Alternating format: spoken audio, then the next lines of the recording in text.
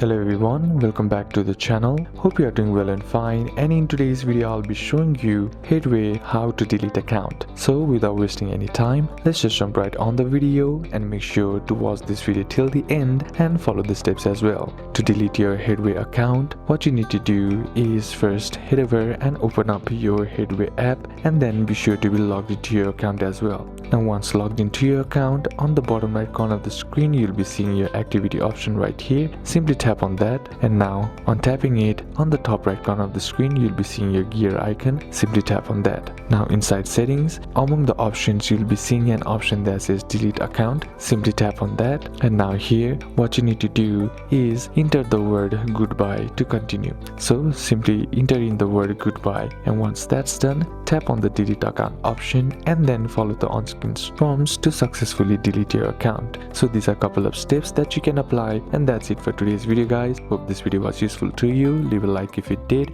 comment down any questions that you have, and see you soon on the next one.